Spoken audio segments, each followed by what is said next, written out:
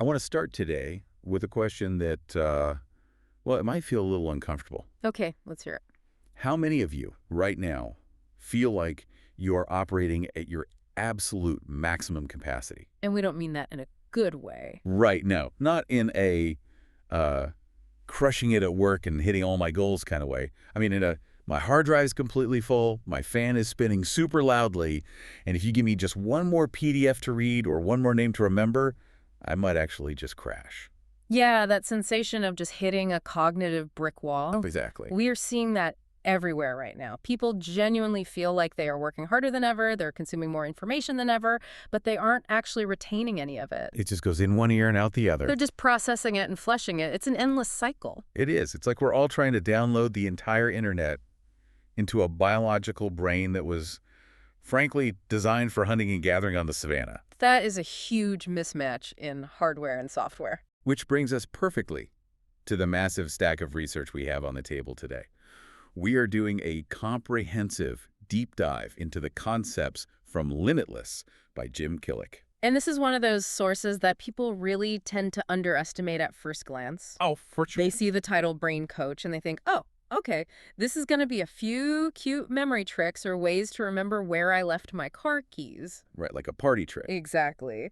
But what is actually being proposed here is a complete and total overhaul of the human operating system. Yeah, it goes way deeper than mnemonics. The core argument is that the limitations we feel every day, whether that's feeling stuck in your career, feeling unable to learn a new language, or just forgetting your spouse's birthday, those aren't hardware problems. You aren't permanently broken. No, they are software problems. We are running outdated software. And before we get into the actual how of all this, and we have a ton of how to cover today, from speed reading mechanics to memory palaces, we really need to talk about the man behind these methods. Jim Kwik. Yes, because his background completely shatters the illusion of the naturally gifted genius. It really does. He wasn't born with a photographic memory. He didn't have some genetic advantage.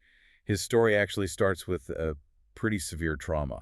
Understanding his origin story is absolutely crucial to understanding why these methods even exist. When he was 5 years old, he was in kindergarten. Just a normal kid. Just a normal, energetic kid. Yeah. He was standing on a chair, peering out a window because he was fascinated by some fire trucks passing by outside. And then the unthinkable happens. Someone pulled the chair out from under him. He fell headfirst into a solid metal radiator. God, every time we review that part of the research, I just physically wince. That is a massive, massive trauma for a developing 5-year-old brain. It was incredibly severe. It was a traumatic brain injury, a TBI. He woke up in the hospital, and his mother noted that he was different. The light was gone. The spark was entirely gone. He went from being this highly curious, vibrant kid to suddenly having severe processing issues.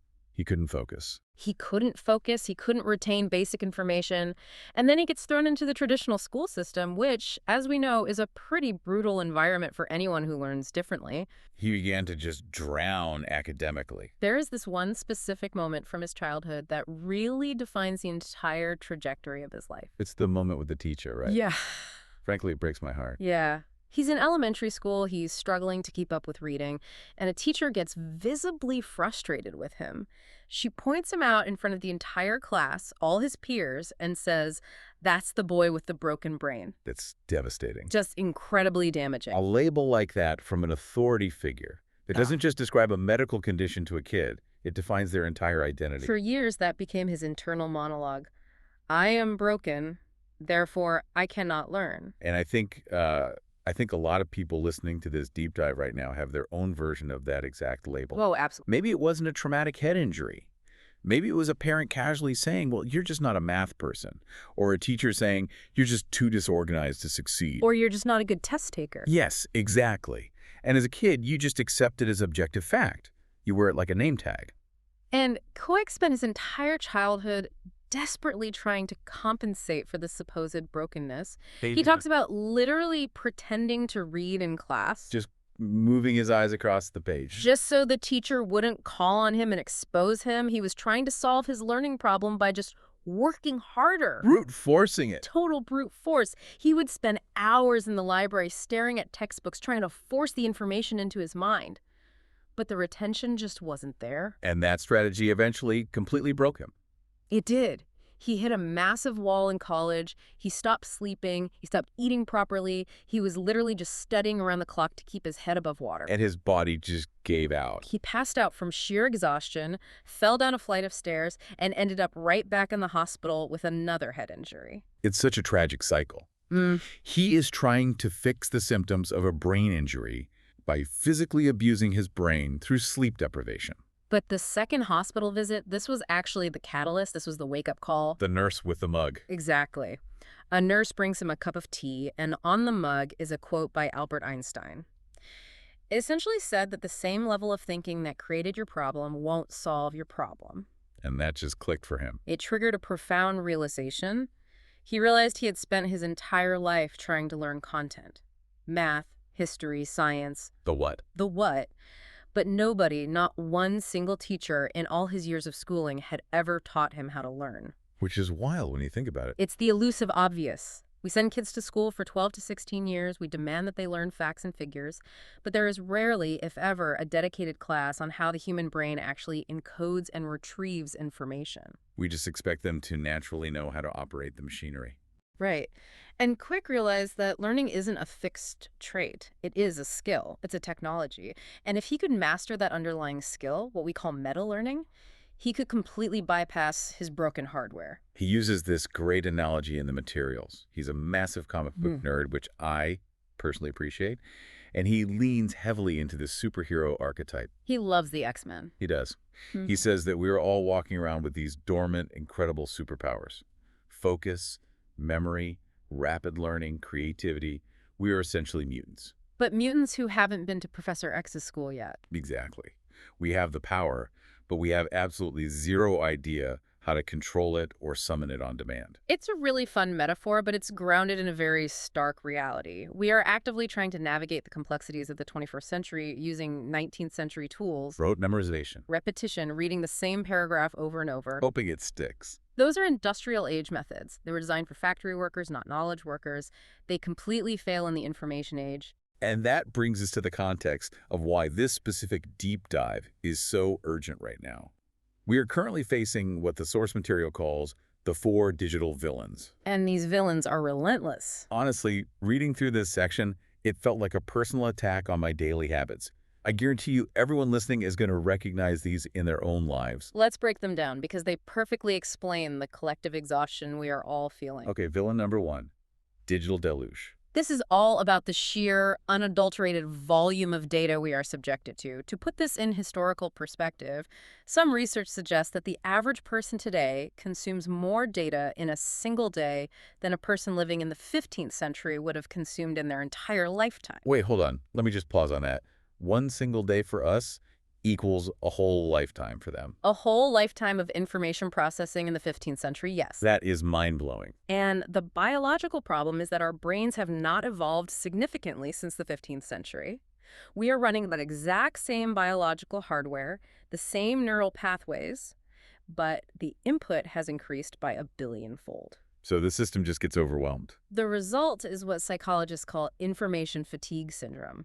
It manifests as high blood pressure, chronic anxiety, and this constant low-grade state of fight or flight. Because the brain literally perceives this endless flood of emails and news alerts as a physical threat. Exactly. It's sensory overload. We are drowning in a sea of data. It's like trying to get a drink of water from a fire hose. You don't get hydrated, you just get knocked unconscious. That's a perfect way to put it.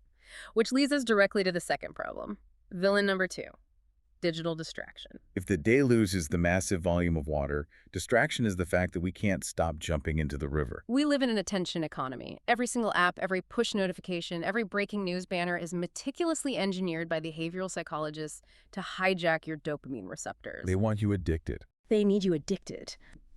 There's a statistic cited here that the average person picks up their smartphone over 1,000 times a day. 1,000 times. When I first read that, I thought, that sounds completely impossible. Yeah, it sounds absurd. But then, I really started paying attention to those little loops I do. I check my email, then I swipe over to Twitter, then maybe Instagram, then I check the weather app for some reason, then right back to emails. The infinite loop. Yeah, the loop. And I realize I have probably done that exact sequence 50 times before I've even eaten lunch. So yeah, 1,000 pickups makes terrifying sense. And the cognitive cost of this is profound. It isn't just about wasted time, though that is an issue. It's about the erosion of our fundamental ability to sustain deep focus. Deep work. Yes, deep work. The kind of cognitive effort that solves complex problems or creates meaningful art or builds strong relationships, that requires 15, 20, sometimes 30 minutes of uninterrupted concentration just to warm up and get into the zone. But if you're interrupted every 3 minutes by a buzz in your pocket, You never get there. You are permanently skimming the shallow surface of your own potential. You never dive deep because you won't allow yourself the uninterrupted time to think. we are literally training our brains to be shallow and easily distracted. Okay, that brings us to villain number 3, and I'll be honest, this one actually scares me the most. Digital dementia.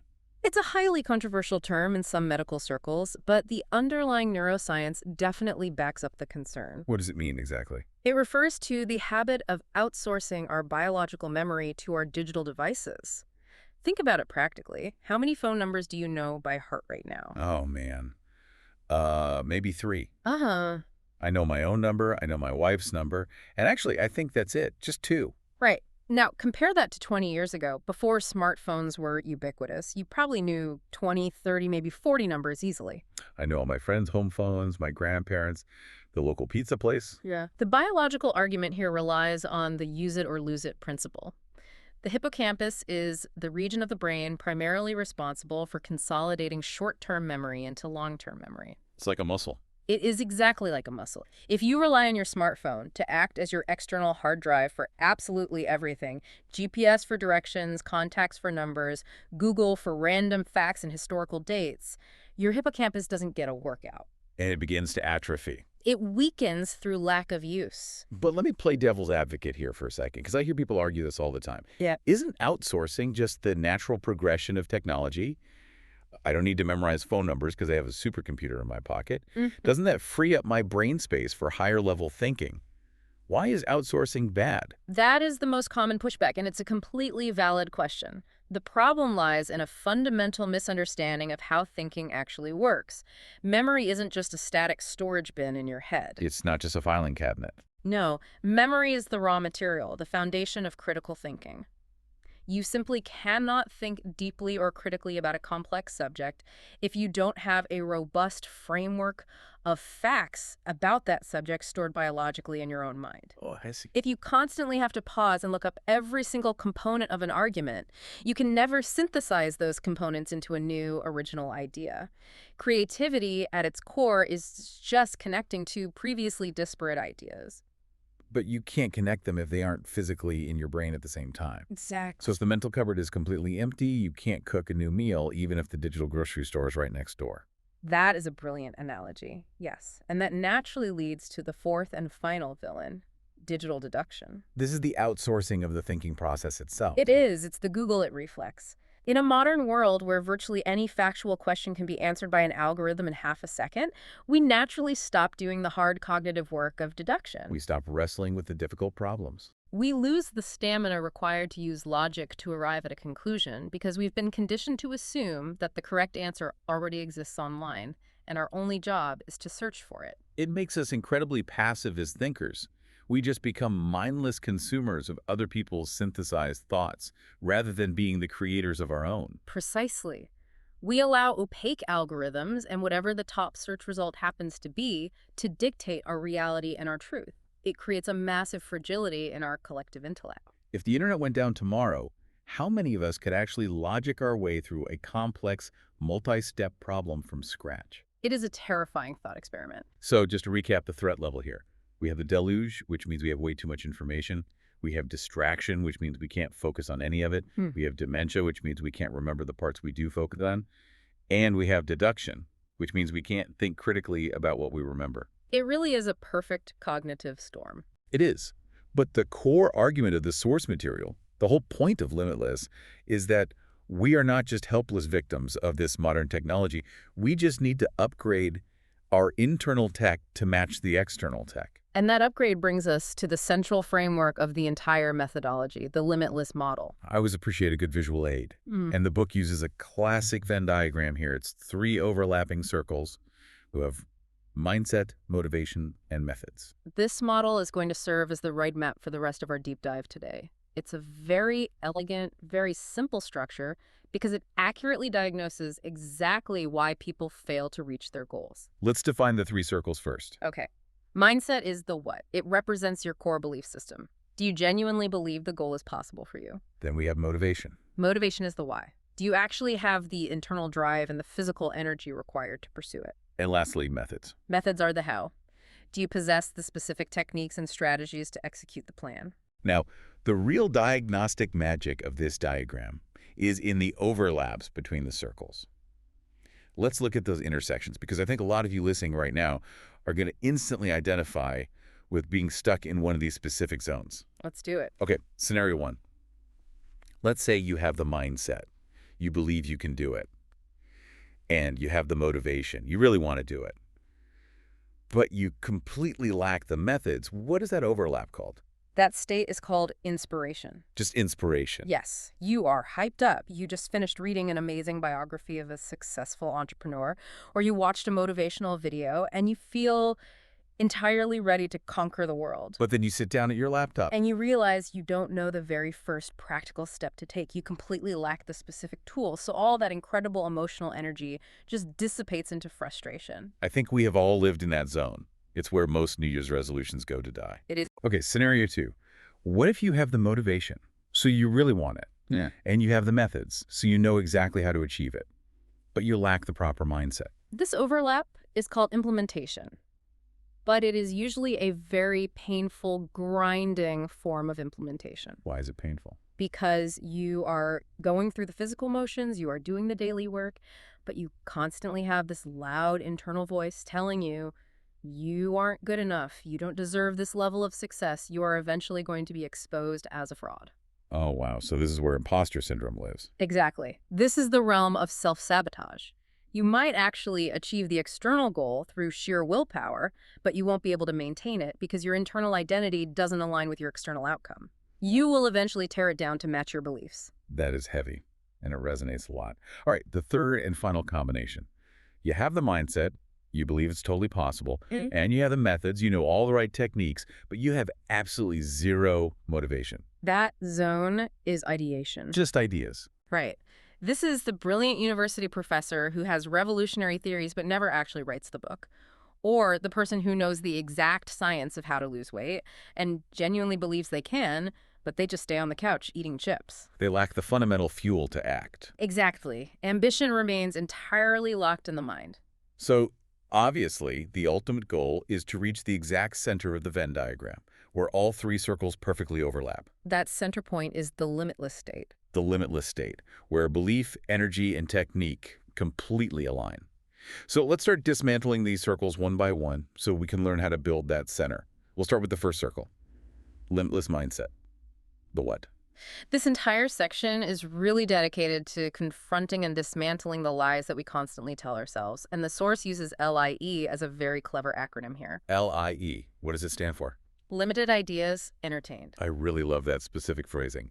Entertained. Yeah. It implies that we are actively making a choice. We are willfully inviting these limiting thoughts into our house and offering them a cup of tea. We give them our hospitality. And the single most dangerous LIE that we entertain is regarding the nature of intelligence itself. The source calls it the IQ lie.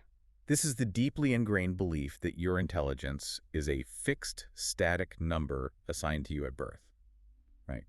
Like your height or your natural eye color. Yes.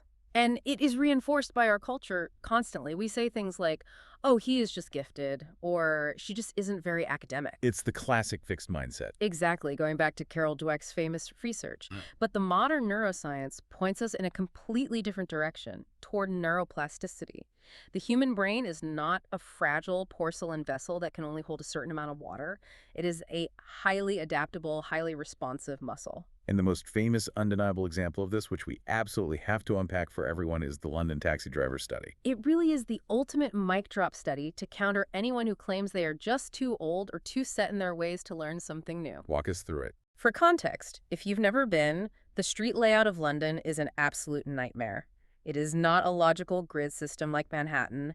It is a chaotic, tangled web of over 25,000 individual streets, alleys, and thousands of specific landmarks. It's a labyrinth. It is.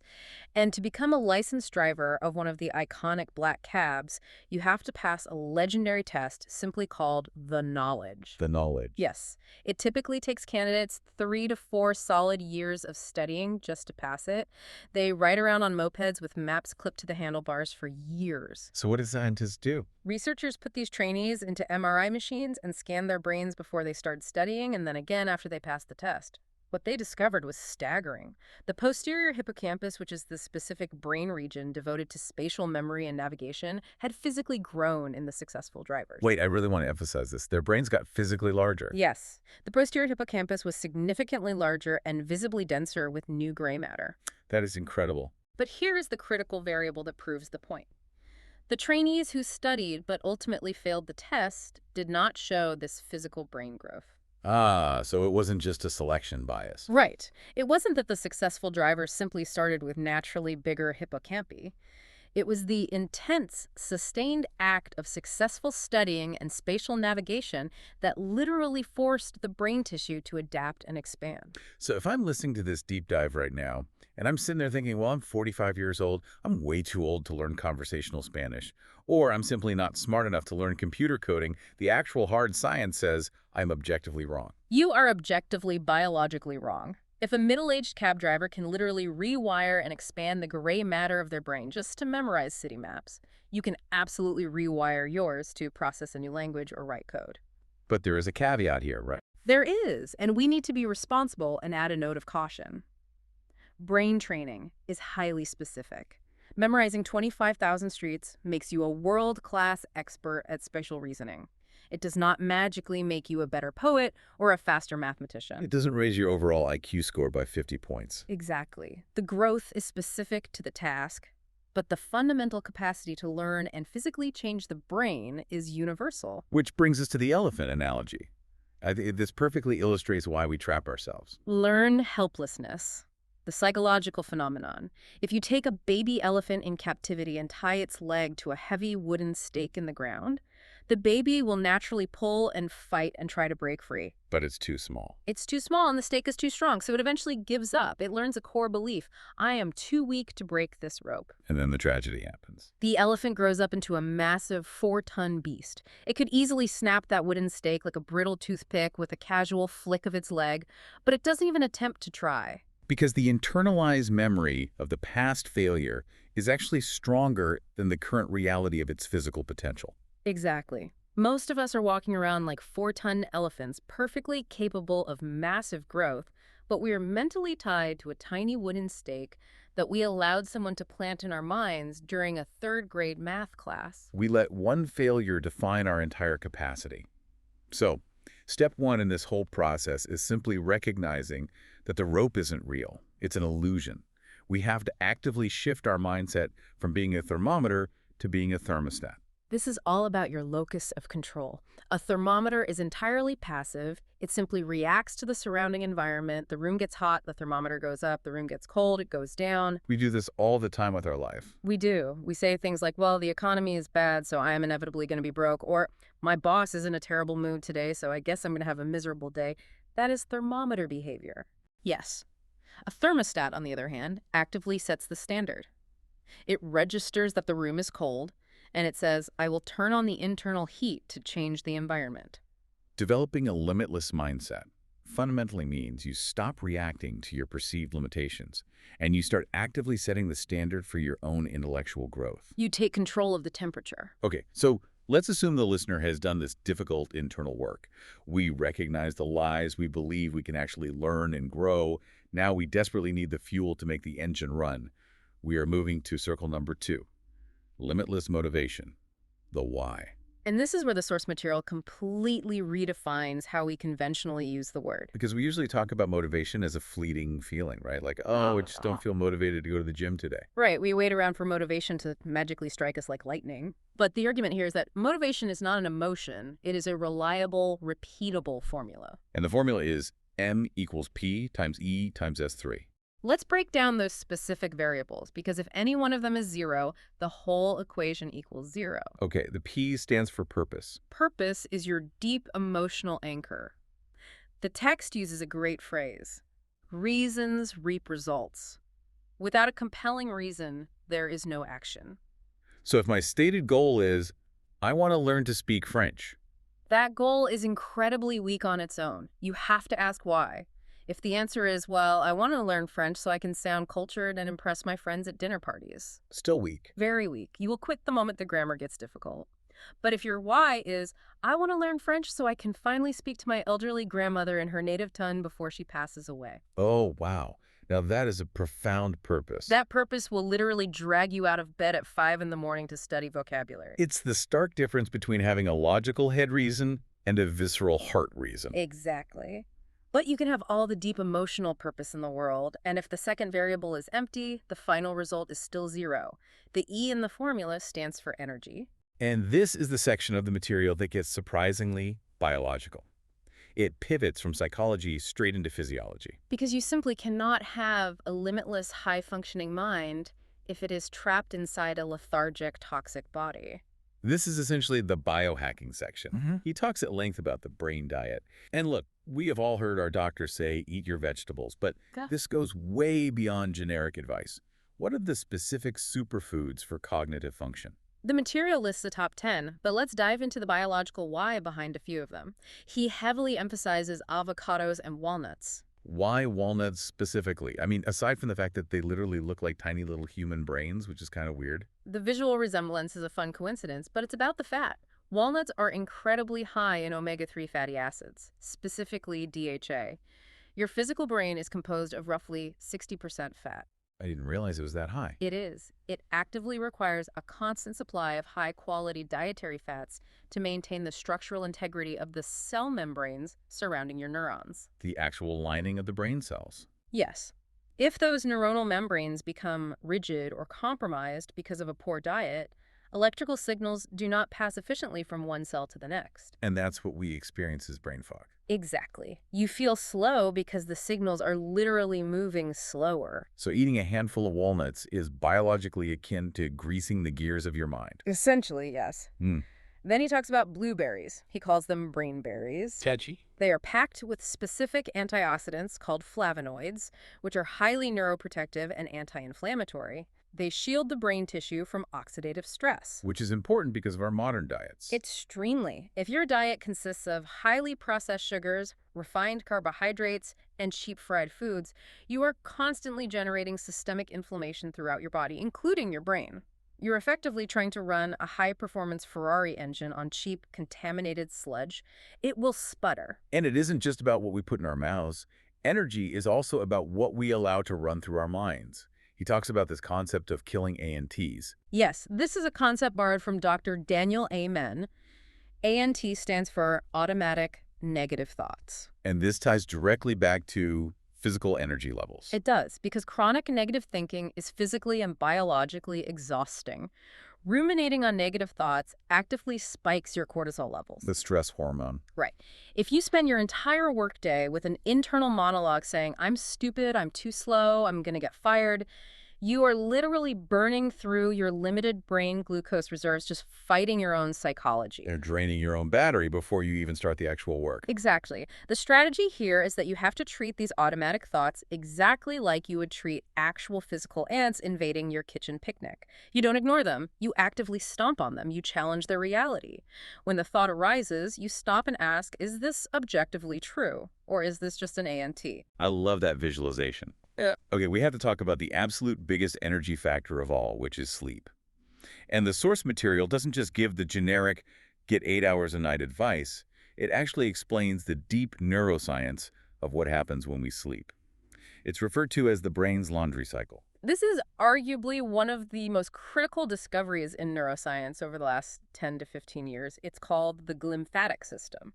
Walk us through how this laundry cycle works. During your waking hours, as your neurons fire and you process information, your brain naturally produces metabolic waste products. One of the primary culprits is a protein called amyloid beta. Which is associated with Alzheimer's disease, right? Yes, when it accumulates into plaques. Now, here is the magic of sleep. When you finally enter deep, slow-wave sleep, your actual brain cells physically shrink in size just slightly. Wait, the cells themselves get smaller. Yes, they slightly contract. And this contraction creates extra physical space between the neurons. Then, cerebral spinal fluid rushes into those newly opened spaces and literally washes out all that accumulated amyloid beta and metabolic waste from the day. It flushes the toxins out. It's a literal power wash for your brain tissue. So, if I am consistently cutting my sleep short or tossing and turning all night, I am essentially bypassing the rinse cycle. You are waking up with a biologically dirty brain. The physical waste products from yesterday are still lingering in there. That is precisely why you feel groggy, why your mood is irritable, and why your reaction times are terribly slow. It's like trying to cook in a kitchen where you haven't washed the dishes in a week. Perfect analogy. And this is why the material argues that pulling a classic all-nighter to study for an exam is the single most counterproductive thing a student could possibly do. Because you are trying to cram new info into a toxic environment. Exactly. You are significantly better off getting a full night of deep sleep and then studying for just 1 hour with a freshly cleaned, highly optimized brain, rather than forcing yourself to study for 5 hours with a toxic, exhausted brain. That is a total paradigm shift. Yeah. Sleep isn't just a passive state where you do nothing.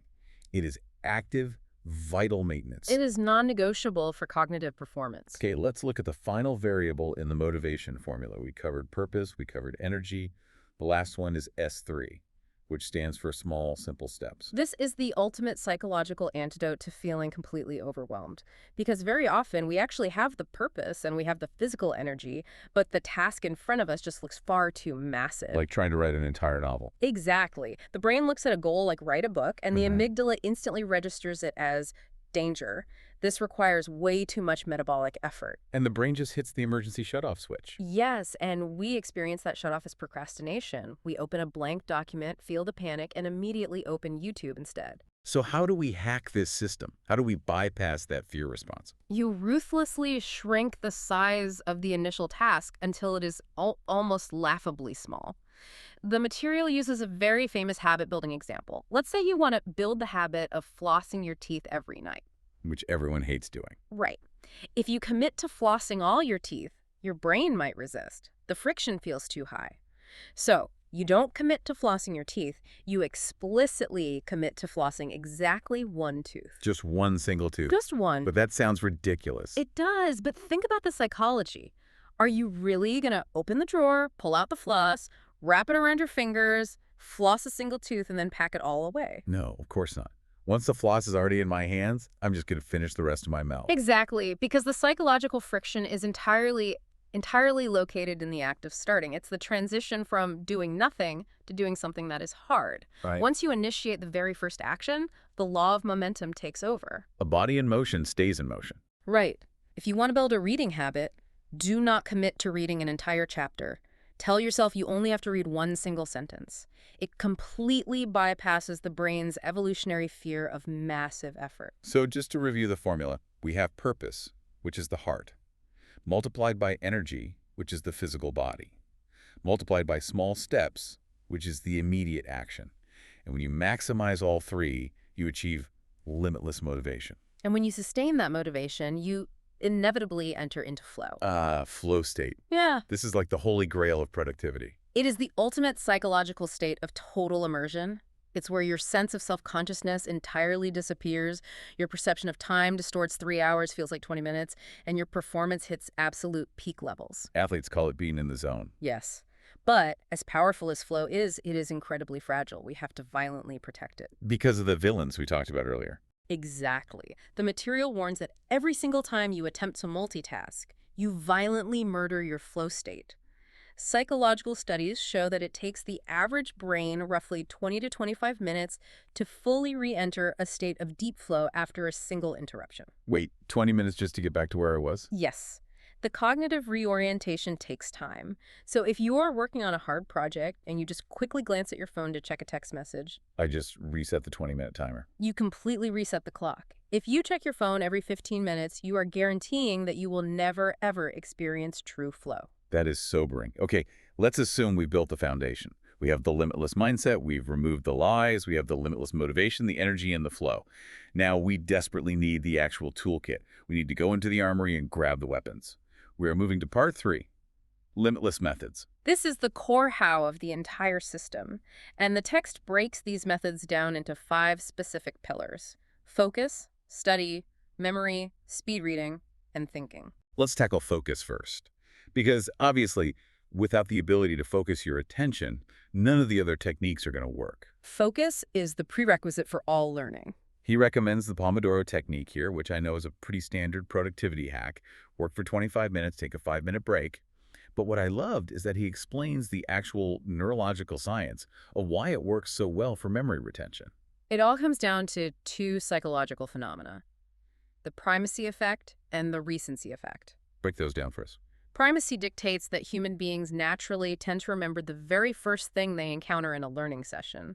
Recency dictates that we tend to remember the very last thing we encounter. The start and the finish line. Yes. The vast expanse of time in the middle becomes a blurry, unmemorable mush.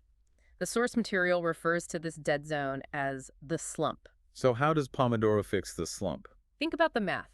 If you lock yourself in a room and study a textbook straight for 3 uninterrupted hours, you have exactly 1 beginning point and exactly 1 ending point. Which means I have one massive 2.5-hour slump in the middle where I'm retaining almost nothing. Exactly.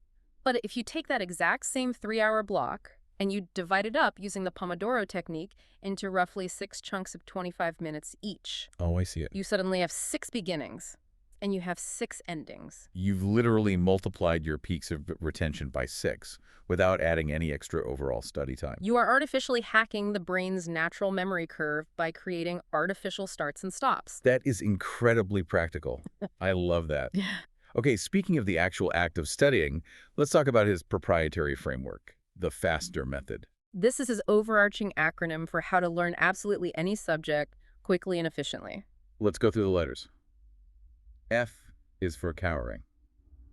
But sounds totally counterintuitive when we're talking about memory. It does, but he argues you need to actively forget 3 distinct things before you try to learn something new. First, forget what you already think you know about the subject. Having a beginner's mind. Yes, because your pre-existing assumptions will block new data. Second, forget any immediate distractions in your environment. Put the phone into the room. And third, temporarily forget your perceived limitations. Forget the broken brain label. Okay, that makes sense. A is for act. Because learning is not a passive spectator sport. You cannot treat learning like you treat watching Netflix on the couch. Highlighting sentences with a yellow marker is basically passive. True acting means taking comprehensive notes, asking challenging questions, and physically engaging with the material. S is for state. And I really want to emphasize this one because this felt like a massive light bulb moment for me. This is a crucial concept. Your state refers to the combination of your immediate psychology and your physical physiology. The formula he provides is information plus emotion equals long-term memory. Information plus emotion equals long-term memory. Can we unpack that with an example? Absolutely. Think back to a major historical event. Where were you on the morning of September 11th? I know exactly where I was. I was sitting in my high school homeroom class. I can perfectly picture the boxy television set we were watching. I can remember exactly who was sitting next to me. I can even remember the smell of the floor wax in the hallway. Right. Your recall of that random Tuesday morning is flawlessly photographic. Why? Because the emotional shock was so overwhelming. Exactly. The sheer intensity of the emotion seared the information permanently into your neural pathways. But when we normally sit down to study a textbook or read a quarterly financial report, what is our dominant emotional state? We are usually incredibly bored. Completely apathetic. We are bored, we are tired, we are uninspired, so the emotion level is basically at a 0. And if information plus 0 emotion equals memory, then the resulting memory is 0. Exactly. Your brain literally assumes the information is unimportant and quietly deletes it. The method here is that you must artificially induce a state of heightened curiosity or excitement before you try to learn. You have to physically sit up straight, breathe deeply, and consciously tell yourself, this is fascinating, even if you have to fake it initially. You have to manufacture the emotion to trick the memory. Wow. Okay, moving on. T is for teach. This is a classic accelerated learning technique. You should always attempt to learn a subject as if you have to turn around and immediately teach it to a room full of people. Because it changes how you process the data. It changes everything. If you know you just have to pass a multiple choice test, you just memorize isolated facts. If you know you have to teach it to someone else, your brain works overtime to organize the facts into a cohesive, logical structure. You look for the narrative. E is for enter. Simply meaning enter it into your daily calendar. If you don't actually schedule dedicated time for learning, just like you schedule a dentist appointment, it will never happen. And finally, R is for review. Utilizing spaced repetition to actively combat the brain's natural forgetting curve. Reviewing the material at expanding intervals 1 day, then 3 days, then a week. Okay, we've arrived at the really fun stuff. Pillar number 3, memory. Jim Kwik is famous globally for his memory stunts. I've seen videos where he gets introduced to an auditorium of 50 random people, and an hour later, he can recite every single one of their names flawlessly. It looks exactly like a superpower. I always just assumed it was a genetic magic trick. He insists it is absolutely not genetic. He says there is no such thing as a fundamentally good or bad memory. There is only a trained memory and an untrained memory. And the foundational key to a trained memory is visualization, right? Yes. The human brain is not biologically optimized to remember abstract symbols or isolated words. It evolved over millions of years to remember vivid images, spatial locations, and potential threats in the environment. And he illustrates this with something called the Baker paradox, which I thought was fascinating. This perfectly demonstrates the visualization principle. Let's do a thought experiment. If I introduce you to a stranger at a party and I say, hey, I want you to meet my friend, Mr. Baker, capital B, Baker is his last name. Okay, I meet Mr. Baker. And then later at the party, I introduce you to a different stranger and I say, hey, I want you to meet my friend. He is a professional baker. Lowercase b, he bakes bread. Right. If I run into you a week later on the street and test you, you are statistically far more likely to remember that the second guy was a baker than you are to remember that the first guy's name was Baker. But the word is exactly the same. It's the same phonetic sound. Why does my brain prefer one over the other? Because the proper noun, Mr. Baker, is completely abstract. It's just a sound wave. It has zero visual context attached to it. There is no hook for your brain to grab onto. But the profession? The concept of a baker instantly summons a rich, multi-sensory image in your mind. You picture a guy wearing a tall white chef's hat, you see flour dusted all over his apron, maybe you even imagine the warm smell of freshly baked sourdough bread. The word comes with a built-in visual hook. Exactly. You have engaged multiple areas of the brain simultaneously. Kwik's entire core method for memory is to consciously turn absolutely everything you want to remember into a vivid, often ridiculous picture. So if I want to remember someone's name, I have to turn their name into an image. Yes. If you meet a guy named Mike, don't just try to memorize the sound of the word Mike. Instantly imagine him singing obnoxiously loud into a giant microphone. Microphone. Right. If you meet someone named David, immediately picture him winding up a slingshot to fight a giant Goliath right there in the room. It sounds kind of childish, honestly. It does, but that is precisely why it works so well. The adult brain is remarkably efficient at forgetting the mundane and the ordinary, but it is evolutionary hardwired to vividly remember the unusual, the absurd, and the highly emotional. The sillier the image, the stronger the memory. Absolutely. Make the images giant, make them colorful, make them loud. This perfectly segues into his most powerful technique, the loci method, also known as creating a memory palace. This is an incredibly ancient technique. It actually dates all the way back to ancient Greece, to a poet named Simonides of Chios. Long before the invention of the printing press, this was how scholars memorized epic poems that were hours long. It feels like something straight out of a Sherlock Holmes novel. How does it actually work? The method leverages your brain's incredible natural capacity for spatial memory. You choose a physical location that you already know intimately well. Like my own house. Your house is perfect. You don't have to try to memorize the layout of your house. It's already permanently etched into your brain. You can close your eyes right now and mentally walk from your front door to your kitchen without bumping into anything. True. The technique involves taking the new information you want to memorize, turning it into those silly visual images we just talked about, and then mentally placing those images in specific locations around your house. Okay, I really want to try this live. Let's do a demonstration for the listeners. Let's say I need to memorize a list of groceries, and I absolutely refuse to write it down. Okay, let's do it. Everyone listening, I want you to close your eyes. Unless you're driving, please keep your eyes open. But mentally visualize the front door of your specific house or apartment. Okay, I see my front door. The very first item on our grocery list is milk. Now, do not just casually think of a carton of milk. I want you to visualize a massive, human-sized gallon of milk that has violently exploded all over your front porch. Oh, man. The plastic is shredded.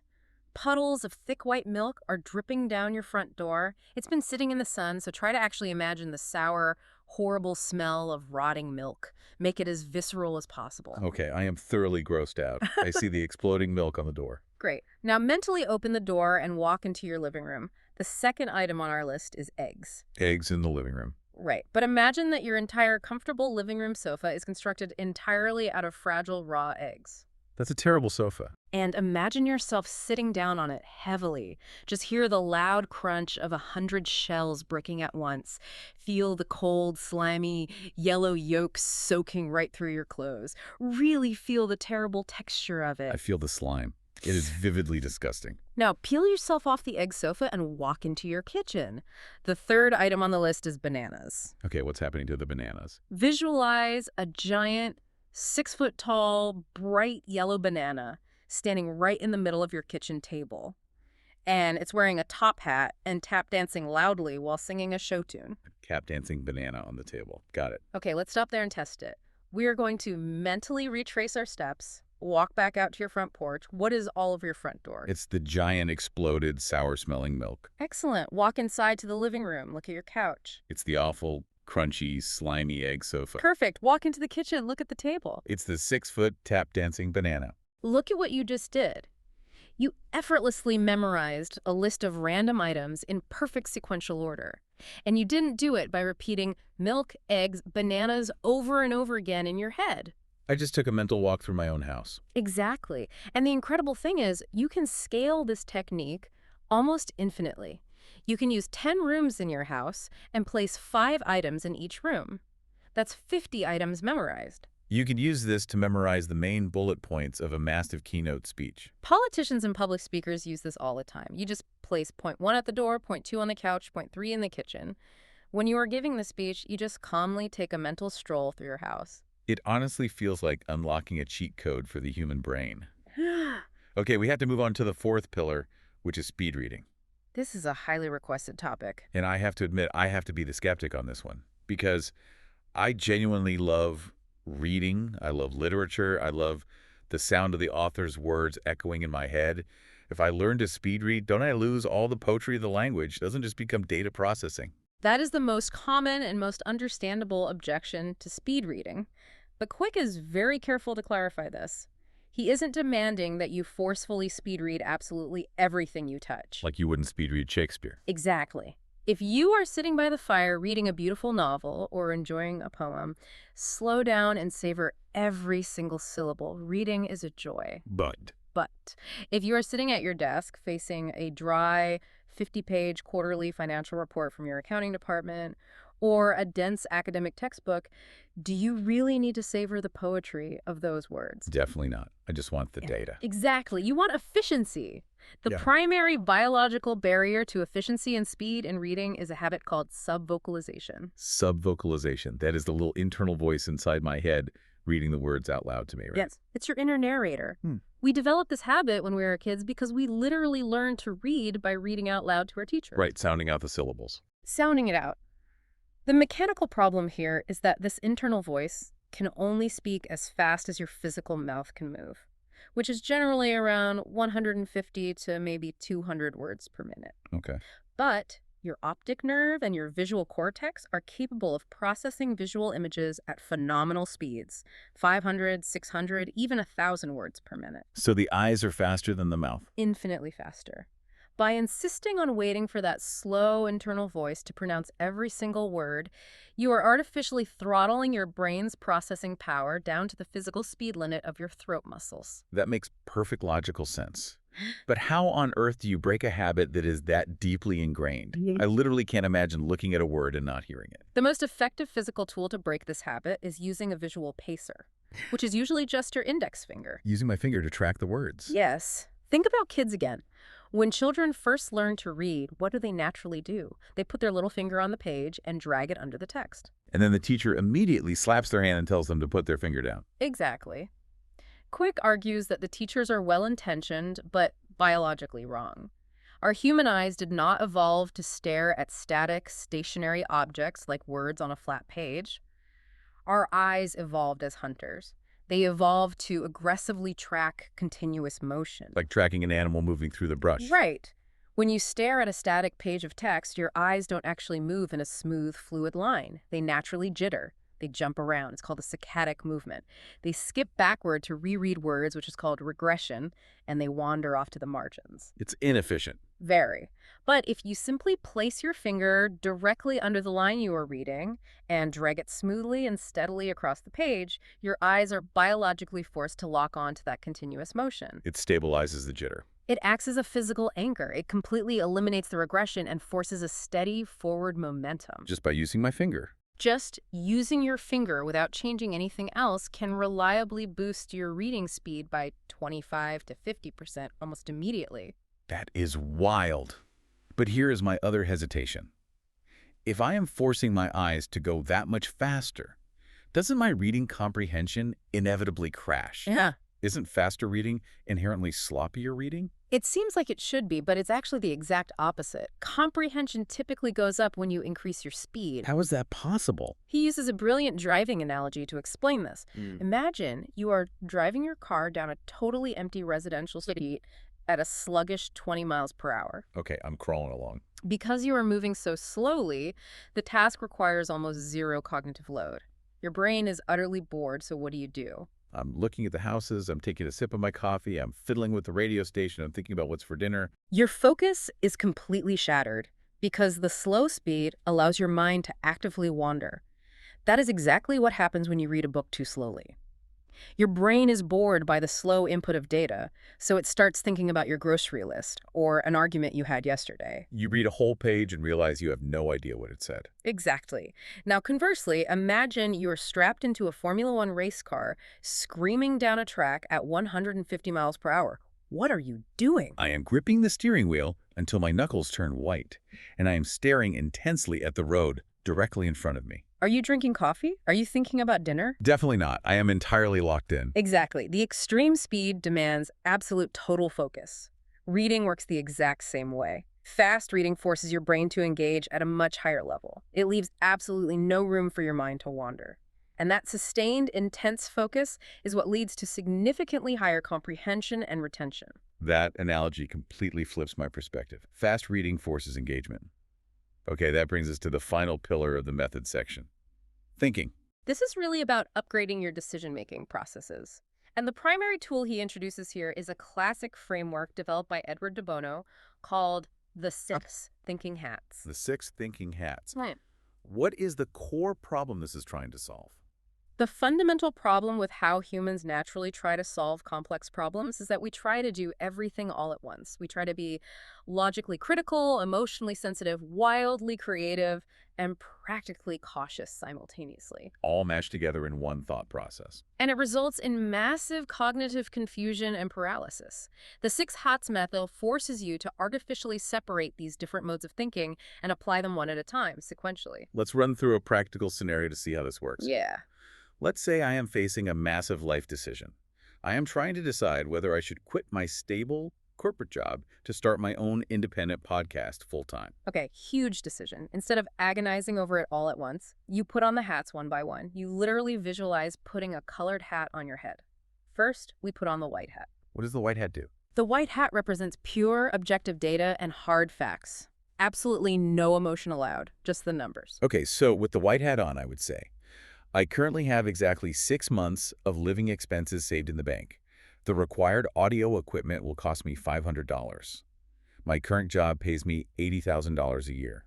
Perfect. Just the cold facts. Now, you take the white hat off and you put on the red hat. So red hat. The red hat is entirely about pure emotion, gut feelings, and intuition. You don't need to justify these feelings logically. Okay, red hat on. I am absolutely terrified of failing, but I also feel this deep, burning excitement about being my own boss. And frankly, I intensely dislike my current corporate manager. Good. Acknowledging the feelings without letting them bleed into the facts. Now switch to the black hat. The black hat sounds ominous. It is the hat of critical judgment and extreme caution. This is where you look for the fatal flaws. What could realistically go wrong? Black hat on. Yeah. I could completely run out of savings before the show gets any sponsors. Yeah. Nobody might actually listen to the show. I might ruin my resume with a gap year and look like an idiot to future employers. Very necessary to explore those risks. But you don't stay there. You take the black hat off and you replace it with a yellow hat. Yellow hat. Yellow is the hat of relentless optimism and tangible benefits. If everything goes perfectly, what is the upside? Upside, I could build an amazing, engaged community. I could eventually secure lucrative sponsorships. I could have total geographical freedom to work from anywhere. I could absolutely love waking up every morning. Love it. Next is the green hat. Green hat. Green is the hat of boundless creativity and alternative solutions. This is where you brainstorm without any constraints. Are there other ways to solve this? Let's see, maybe I don't have to quit my job immediately. Maybe I could negotiate with my boss, drop down to 4 days a week, and use Fridays to build the podcast. Or maybe I could find a co-host who already has the audio equipment to split the startup costs. Brilliant. You are generating new options. Finally, you put on the blue hat. A blue hat. The blue hat is the manager. It controls the entire process. It evaluates all the insights you just gathered from the other 5 hats and makes the final synthesized decision. By systematically separating the thinking modes like that, you completely eliminate the feeling of being overwhelmed. You get a 360-degree view of the problem without the emotional paralysis. It prevents analysis paralysis perfectly. And he also touches briefly on the concept of exponential thinking within this section, right? Yes. This is a crucial mindset shift for high achievers. It's the challenge to stop thinking in terms of incremental gains and start thinking in terms of massive leaps. What's the difference? Incremental thinking asks, how can I make this current process 10% better? Right. If you want to grow your business by 10%, you basically just do exactly what you're doing now. You just work a little bit harder, you make a few more phone calls, you stay at the office an hour later. It's linear. It's entirely linear. But exponential thinking asks a totally different question. How do I make this process 10 times better? Or 10 times bigger? A 10x jump. Yes. If you demand a 10x return, you quickly realize you cannot simply work 10 times harder. There aren't enough hours in the day. To achieve a 10x result, you literally have to break your current operational model. You have to completely reinvent how the thing is done. Exactly. You have to invent a new system. Kwik wants us to stop constantly looking for tiny, safe, incremental gains and start actively hunting for the radical paradigm shift. It's what he calls thinking in a different box entirely, rather than just trying to think outside the current box. Okay, so we have successfully mapped out the complete limitless model.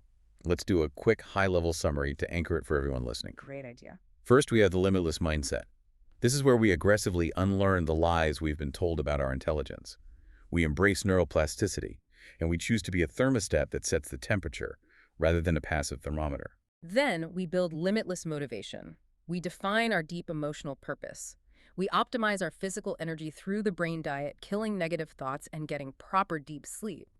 And we eliminate overwhelm by breaking tasks down into S3, small, simple steps. And finally, we apply the limitless methods. We use the Pomodoro technique to maintain focus. We use the FASTER framework to study. We use the loci method and visualization to hack our memory. We use a visual pacer to drastically increase our speed reading. And we use the 6 hats to upgrade our thinking. It is an incredibly comprehensive, massively robust system for human optimization. It really is.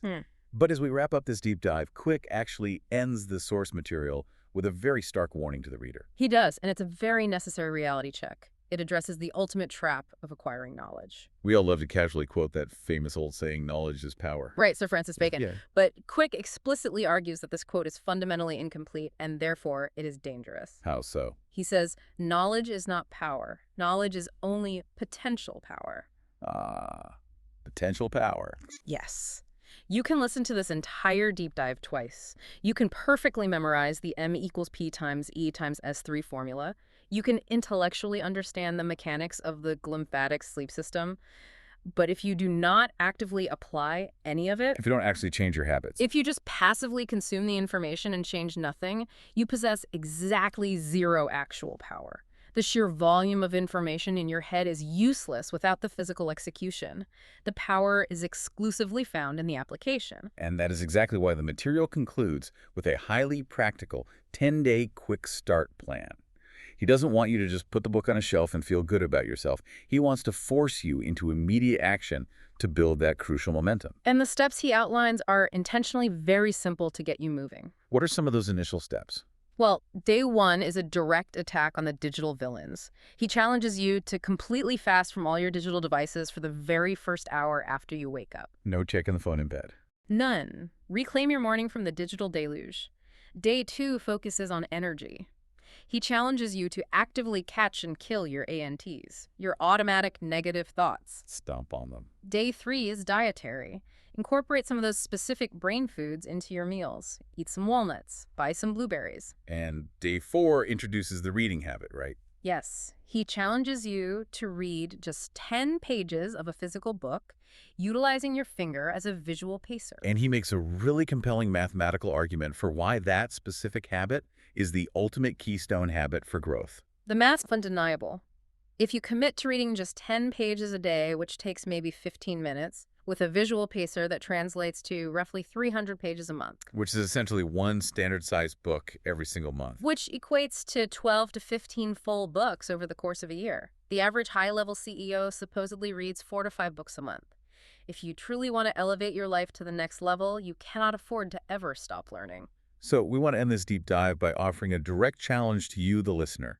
We really don't want you to just nod along with this audio, think that was interesting, and then immediately go back to scrolling your phone. No, we want you to commit to doing just one single thing differently today based on what we've unpacked. Just pick one area. Maybe it is the digital deluge. Are you going to be brave enough to turn off your push notifications for the next 24 hours to protect your focus? Or maybe you want to test your memory limits. Are you going to try building a ridiculous, vivid memory palace the next time you need to go to the grocery store? Or maybe you are struggling deeply with motivation right now and you just need to start.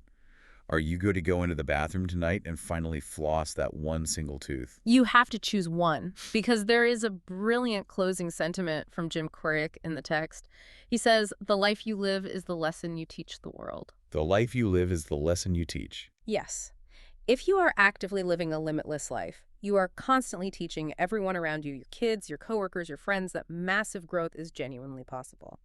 But if you are passively living a highly limited life, restricted by old lies and bad habits, you are silently teaching them that limitations are an inescapable reality. You are modeling the brokenness. Exactly. The choice of which lesson you want to teach is entirely yours. It's time to cast aside those inaccurate restrictions. As he says at the very end, class is dismissed. The life you live is the lesson you teach. I truly love that final provocation. It gives you so much to mull over. It forces a mirror up to your daily habits. Well, thank you for taking this incredible deep dive with us today. This was honestly a really heavy one, packed with so much science, but I personally feel significantly lighter after going through it all. My brain just feels clearer. It is definitely time for all of us to officially upgrade the software. Absolutely. Go out there and start building your own limitless state. We will see you next time on the next deep dive.